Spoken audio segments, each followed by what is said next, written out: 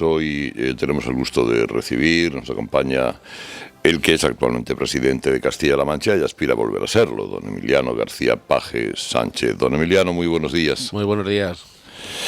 Hay una pregunta que no le han hecho seguramente estos días, que, hombre, por abrir el baile de alguna manera, ¿no? No hace falta que lo jure, vamos, que me lo esperaba. Y eso que todavía no conocemos la pregunta. No, pero vamos, es fácil pensar. Yo quiero ser original. Y como no se lo han hecho, se lo voy a hacer yo. ¿Qué tal le fue? No le voy a preguntar por qué se fue a Bruselas, que ya sabemos que, en fin, ha querido mostrar las fortalezas de Castilla-La Mancha, hidrógeno, combustible limpio, pam, pam. Pero también de esa manera evitaba la foto con Sánchez. ¿Eso le ha costado que desde la Moncloa le mostraran algún tipo de malestar? No, bueno, la verdad, no sé si es que ya, digamos, mi forma de actuar y de pensar y sobre todo mis prioridades, en este caso no hay campaña electoral, yo sigo siendo presidente y va por delante sin duda de ningún tipo mi deber en la presidencia, pero no sé si es que finalmente ya también se ha generado un debate sobre mis relaciones con el presidente del gobierno, con Sánchez, y eso genera todo tipo de interpretaciones para cosas que yo personalmente desde hace ya mucho tiempo creo que son bastante menores, pero en este caso fue al contrario. En este caso, cuando nos anunciaron, porque realmente lo que nos suele pasar es que nos dicen cuando viene y punto, pero cuando nos avisaron que quería venir y que iba a venir ya a hora fijada y a día cerrado, yo avisé que no estábamos y bueno, el que podría molestarse soy yo de por qué se mantuvo un acto no estando el presidente de Castilla-La Mancha aquí, pero tampoco es el caso, ¿eh? Bueno, y le fue bien en Bruselas a todos. Pues la verdad que sí, la verdad que muy bien. La verdad que entramos en una organización, en un club muy importante de regiones y de productores de hidrógeno verde. Mi tierra quiere estar la primera en el ranking de salida para lo que va a ser sin duda ninguna el desarrollo de esta nueva energía. Estamos muy cualificados. El Centro Nacional de Hidrógeno está en Puerto Llano, precisamente en Castilla-La Mancha. Y además de eso tuvimos una reunión importante con una comisaria, por lo demás encantadora, además, es de origen portugués, que es la que ni más ni menos gestiona todos los fondos de cohesión, fundamentalmente, que son los que más nos afectan. ¿Qué le ofrece usted a los castellanos manchegos? Pues lleva gobernando 2 legislaturas, una tuvo que gobernar en coalición con Podemos y esta vez ya lo ha hecho con mayoría absoluta, holgada además. ¿Qué le ofrece usted a los paisanos suyos para que le revaliden en su puesto? Bueno, obviamente cuando se está gobernando hay una mezcla de dos cosas. La primera es continuar en todo lo que realmente ahora mismo está funcionando muy bien. Comprometí una reducción notable del paro, vamos a poder decir que está a la mitad de cómo me lo encontré. Con un crecimiento empresarial de casi más de 6.000 empresas respecto de hace 8 años y también muchas más respecto de hace 4, si quisiéramos comparar solo estos. Comprometí también en la recuperación de todo aquello que se vino abajo y sufrió recortes en la etapa de mi antecesora, fundamentalmente en sanidad. Somos ahora mismo la región con diferencia que más invierte por habitante de toda España, o educación.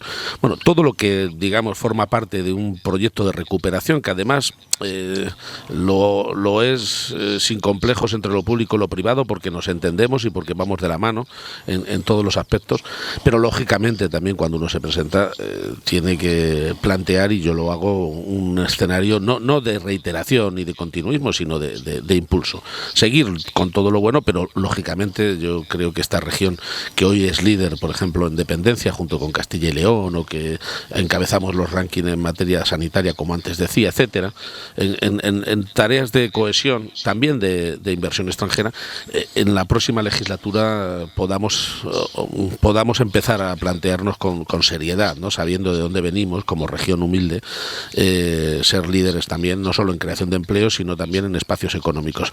Lo que está pasando en la región se observará a la vuelta de un tiempo, más que hoy todavía, es realmente increíble, porque hay una llegada tremenda de empresas. Yo creo que aquí hay estabilidad, la gente puede interlocutar con el gobierno sin ningún tipo de dificultad, sabe perfectamente que se van a cumplir las cosas que decimos. Hay estabilidad, seguridad, hay una cierta normalidad para entendernos. Si comparo la normalidad con lo que pasa de la M30 para adentro, que es otro mundo. En Castilla-La Mancha usted canaliza los votos de la izquierda y la única manera de volver a gobernar es revalidar la mayoría absoluta. Porque ahora la presencia de un nuevo partido, bueno, no se presenta a sumar a estas elecciones, pero la presencia de un nuevo movimiento, la atomización podemita, sí. Ustedes, ¿eso le crea alguna inquietud? No. Aquí Podemos yo creo que no tiene posibilidad ninguna de sacar escaño.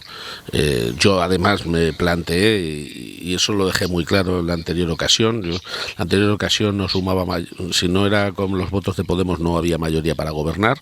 Somos herederos de la ley que se planteó en la época de Cospedal, que supongo que a medio plazo tendrá que rectificarse porque genera problemas de muchos órdenes, pero yo para eso necesitaré consenso y además aunque tuviera mayoría lo buscaría. Pero cuando Podemos estaba en el gobierno yo dije muy claro que era mi objetivo llegar a una mayoría y prescindir de ellos.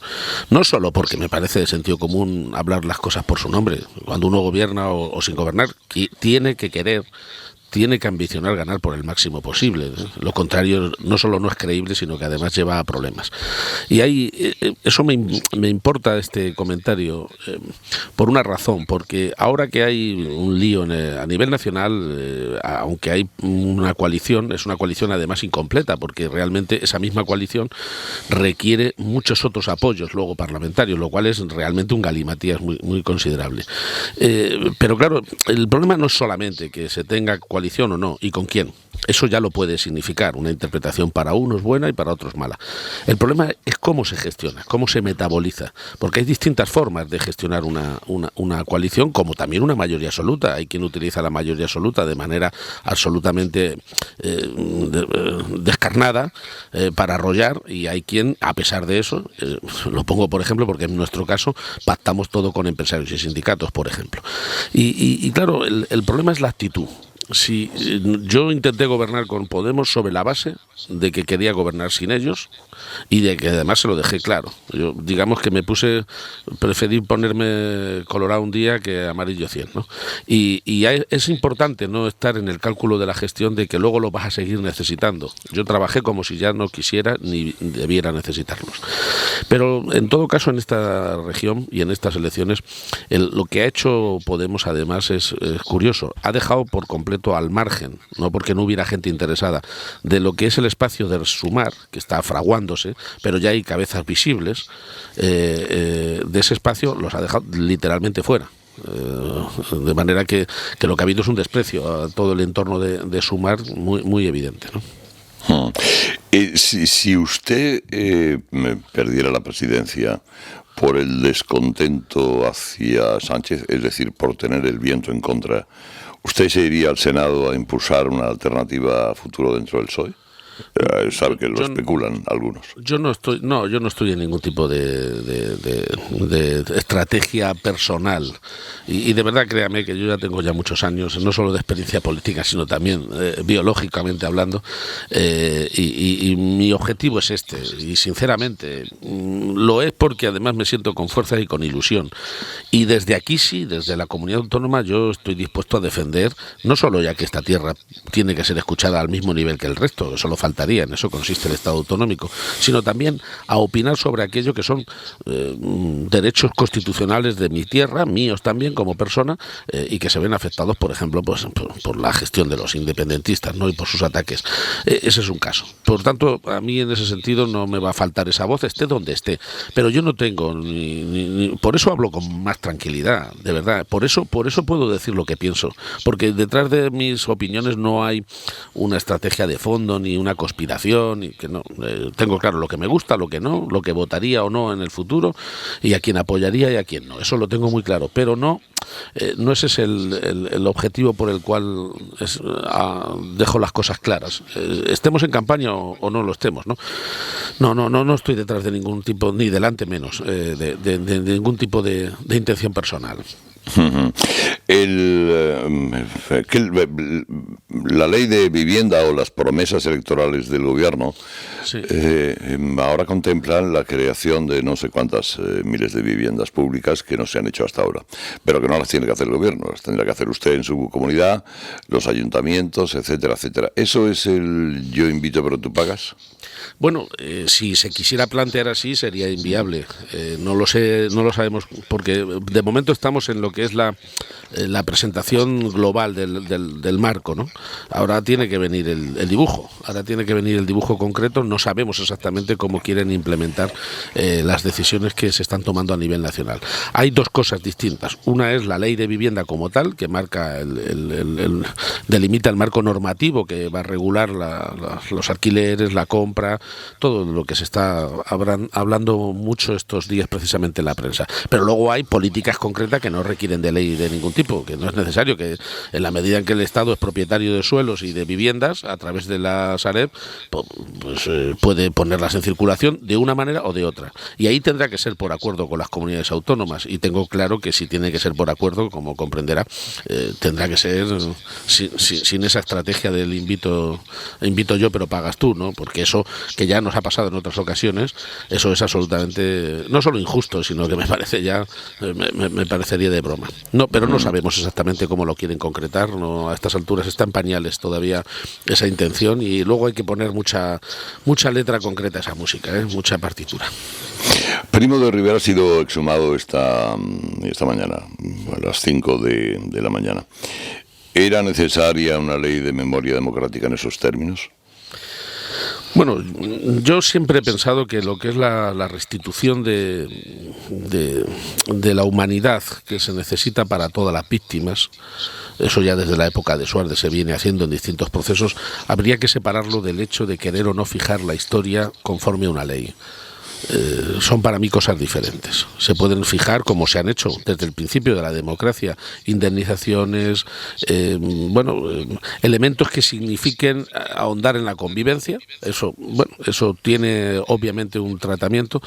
Otra cosa muy distinta es cuando se quiere plantear que la historia la fijan las leyes, ¿no? Hay leyes que pasan a la historia, pero leyes que delimiten lo que es la historia, como pasó con la ley hace ya unos años, no esta última, sino la primera, ley de memoria histórica, que se estuvo mercadeando hasta el prólogo, que el prólogo además en estas leyes son importantes porque fijan una cierta doctrina, una cierta idea, ¿no? Se estuvieron en el último momento quitando y poniendo cosas en función de lo que decían unos grupos y otros. A mí es que se me antoja que ese es un procedimiento para hacer la historia que no se corresponde. ¿Por qué? Por una razón, porque mañana gobierna otro partido con otra mayoría que pueda cambiar esa ley y la cambia. ¿Y eso también va a hacer que cambie también la historia? No, es un problema metodológico. De hecho, luego el Partido Popular gobernó en España con la ley de memoria de Zapatero y tampoco hubo ninguna modificación, ni se cambió nada, ¿no? De ninguna manera. Y esta ley actual es deudora, para entendernos, es continuación, es como una segunda vuelta a la primera. En todo caso, a mí me parece destacable, en positivo, que haya habido consenso con la familia de Primo de Rivera y que se haya hecho además con una enorme discreción. Y es noticia, obviamente. Es noticia, pero el tono de discreción con el que se ha hecho yo creo que también es bueno, porque evita ni el uso descarado por un lado ni el sufrimiento innecesario por otro. La sequía en Castilla-La Mancha. La sequía, pues como le ocurre a Andalucía o le ocurre a Murcia, le cuesta algún que otro punto del PIB a una región como Castilla-La Mancha, donde el sector primario es tan importante. ¿Tienen ustedes márgenes, los gobernantes, para algún tipo de inversión que palíe los efectos de esa sequía? Yo qué sé, obras hidráulicas, hay que tirar pantanos, hay que hacer más pantanos, ¿qué es lo que hay que hacer? Bueno, el problema es que el agua es competencia de del Estado a través de las confederaciones hidrográficas, de manera que, aunque en los órganos de decisión de las confederaciones participamos las autonomías, las cuencas, prácticamente todas las que hay en España, la inmensa mayoría de las grandes, obviamente sobrepasan el término de un solo autonomía, y ya simplemente por eso es materia ya de entrada nacional. De forma que la regulación propiamente del agua es del Estado. La interlocución con Europa a los efectos, por ejemplo, de que nos puedan permitir flexibilizar la normativa de la PAC, de la política agraria, y algunas condiciones en los planes de desarrollo rural que nos permitan dinero que venía destinado a una cosa, poderla desviar legalmente, una desviación legal de las previstas a otro fin. Eso necesita de autorización de Bruselas si no queremos poner en riesgo miles y miles de millones, por otro lado, de fondos europeos. En ambos frentes se está trabajando. Nosotros hemos pedido que se pacte con Europa liberar parte de los fondos dedicados a desarrollo rural, que se puedan dedicar, en este caso, a paliar los efectos de la sequía. Hay que, en todo caso, tener muy claro que lo importante es que llueva, porque agua, digamos, para beber es difícil que falte, tendría que venir más prolongada la sequía. Creo que eso lo podemos conllevar. Agua para riego, de una manera o de otra, el riego está definido, está bastante perimetrado y delimitado. Bueno, pues en conjunto yo creo que vamos a poder sobrevivir, pero el problema del secano, que es lo que se resiente ahora sobre todo, aunque también se puede resentir el regadío, pero el secano se depende de la lluvia del cielo, no hay otra, no hay forma ninguna de abordarlos que no sea así. Hay muchos agricultores que tienen seguros. Nosotros ayudamos a una parte importante del seguro para que les salga más barata la cuota a los agricultores. Lo ideal sería que todo el mundo tuviera o no arriesgado, tuviera asegurado el riesgo, ¿no? Pero, por tanto, una vez si se prolonga la sequía, evidentemente las cuestiones habrá que ir tomando medidas en la misma medida en que no llueva, porque todos estamos rezando para que llueva, la verdad se ha dicho. Ignacio Camacho le quiere saludar. Buenos días, don Emiliano. Buenos días, Ignacio, buenos días. Mire, ya que estaba hablando ahora del tema del agua y de la sequía, tablas de miel. Se habla mucho de Doñana, pero usted tiene ahí un pequeño Doñana y está pues igual, es decir, en condiciones lamentables. Y luego, si me permite, una pregunta de orden político muy breve y muy sencilla. En una campaña como esta y dadas las circunstancias políticas actuales, ¿Sánchez suma o resta? Bueno, la política nacional en su conjunto está ahora más separada de climas concretos como hay en ayuntamientos y comunidades autónomas que en otros momentos, sin duda. Uno no tiene nada más que ver el nivel de frentismo que se practica en Madrid. Da la impresión de que solo se habla para una mitad o solo se gestiona para una mitad y la otra mitad ya literalmente tampoco acepta lo contrario. Hay un frentismo verdaderamente alarmante. Lo ha habido muchas veces, pero es que ahora es bastante brutal, bastante duro. Por tanto, ese nivel de ruido en el que todo se pone en cuestión, donde todo se altera, donde se trabucan muchas veces las cosas y la realidad, aquí no se da. Por tanto, evidentemente hay una distorsión elemental y es que lo que le vamos a pedir a los ciudadanos es que se pronuncie sobre la gestión de un presidente o de un alcalde o de una alcaldesa o de una presidenta, que se pronuncie sobre esa gestión y que diga cómo quiere su sanidad, su educación, qué es lo que se decide aquí. Yo creo que todo lo que sea desviar el tiro es un error democrático. Y afortunadamente la gente cada vez vota más con bisturí, sabe perfectamente en qué urna vota una cosa, en qué urna vota otra, aunque sea el mismo día. Se han producido casos curiosos. Aquí en mi región, aproximadamente, la diferencia que hay entre el voto a mi partido en las generales es 20 puntos por debajo de la que hay en el ámbito autonómico. Eso ha sido así muchas veces y obviamente eso significa que la gente, cuando habla de la región, piensa de una manera, y cuando está juzgando lo que que pasa en Madrid, gobierne uno o gobierne otro, pues piensa de otra, ¿no? Por tanto, sí, la distorsión nunca ayuda, eso es evidente. A mí me interesa que se hable en mi debate electoral, me interesa y creo que es lo sano democráticamente, pues de las cosas que dependen de mí, porque de lo contrario, verá que poco se está hablando de la Unión Europea, no hay elecciones europeas, pues tampoco son generales, y sin embargo estamos todo el tiempo hablando de política general, cuando en realidad no hay elecciones generales. Pues no sé si eso era un sí o un no. Parecía un no, pero muy oblicuo. Bueno, no, es que es una pregunta que explicada de manera taxativa está claro que se me va a malinterpretar. Si no es en un sitio es en otro, de manera que le tengo que echar un poquito de docencia, de pedagogía. ¿Y Daimiel, don Emiliano? Perdón, sí, bueno, Daimiel efectivamente, Daimiel es un gran complejo lagunar que está también sufriendo, lógicamente. En realidad todo el Guadiana tiene estrés que llaman estrés hídrico, desde hace ya mucho tiempo y ahora particularmente más. Hemos hecho un riego una derivación de agua desde el trasvase, es decir, desde el Tajo, para entendernos, lo ha hecho el Gobierno de España hace unos meses. Eso ha paliado una parte, si no estaríamos ahora en una situación catastrófica, pero evidentemente necesita todavía aportaciones de agua. En España el tema del agua habrá que de una vez por todas empezar a tomárnoslo en serio, porque los avisos sobre el clima no son ninguna tontería. El clima no nos va a ayudar a ser más competitivos en el futuro, y ya no solamente por arreglar o por subvertir a lo que tenemos ahora, es decir, que funcione la España que tenemos, sino para permitir que aquí vengan nuevas industrias, para que puedan plantearse nuevos crecimientos, para que podamos crecer e ir a más como país. Tenemos que saber que el agua, ni siquiera en los sitios donde la ha venido habiendo siempre, va a ser un factor que nos ayude. Y hay que estar preparados para que en el plan de país, para entendernos, en el plan de país compute ya este déficit, porque lo vamos a ir teniendo. En esta tierra que se llama por definición, porque es una derivación del árabe, La Mancha es la seca. Imagínese cuando se habla de sequía si se está abundando o no en nuestro problema, ¿no? Ángela Martiaray. Buenos días, señor Page. Buenos días. Mire, de la vivienda, ¿qué le parece que su partido pacte con Podemos y con Esquerra que se dificulte la expulsión de los ocupas de las viviendas? Y luego de política y de relaciones con el presidente del gobierno. Yo le he escuchado decir a usted en el último año muchas veces que aquí todos son monaguillos de Pedro Sánchez. Y la semana pasada también le escuché decir a usted que usted no tiene jefe. Dígame, ¿qué grado de dependencia tiene usted del presidente del gobierno? Porque entre ser monaguillo y no tener jefe hay un trecho.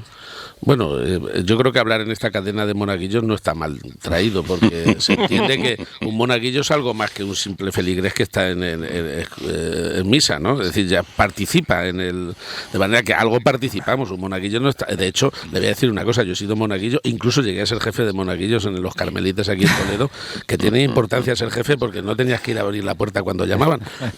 Entonces bueno, usted es cuando monaguillo. uno es jefe de monaguillos, pues y lo fui durante muchos años, pues la realidad es que participas y además haces mucho trabajo, no se crea nadie.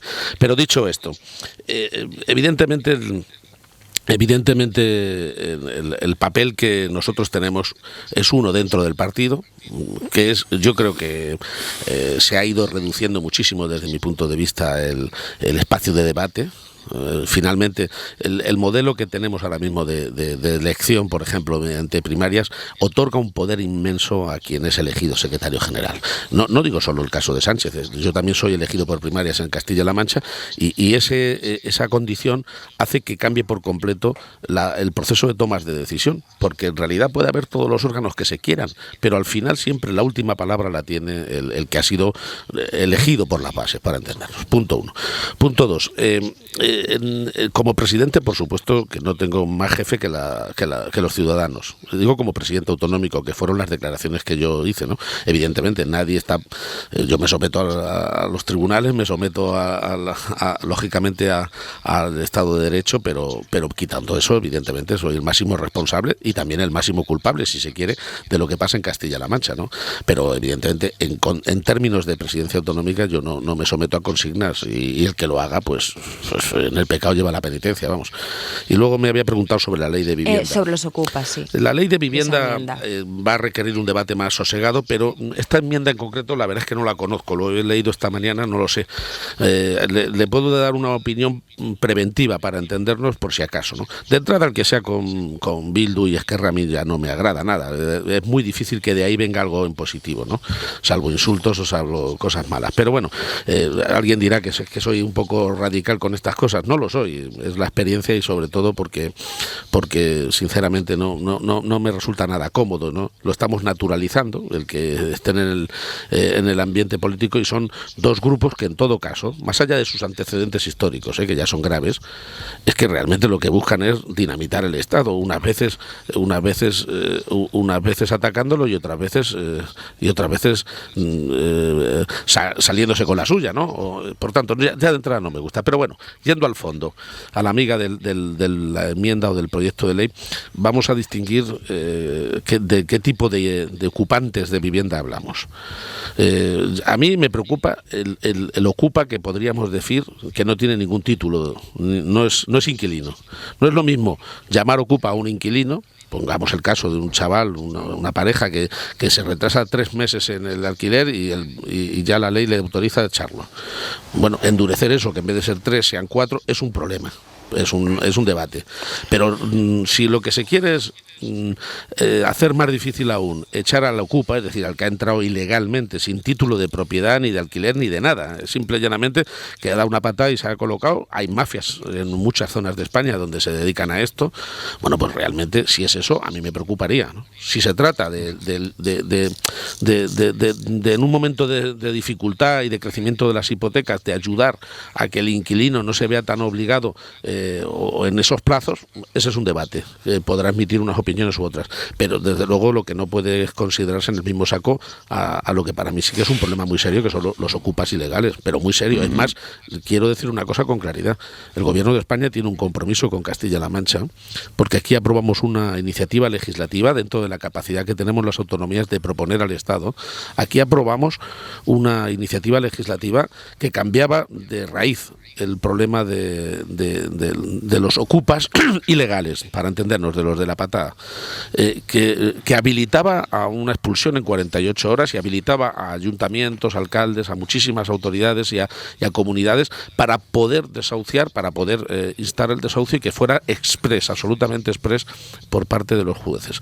Y hay un compromiso del gobierno para sacar adelante al menos la parte más sustancial de esa iniciativa que tomó Castilla-La Mancha, y espero que se cumpla. Por eso la quiero distinguir de la otra, que bueno, lleva una deriva diferente.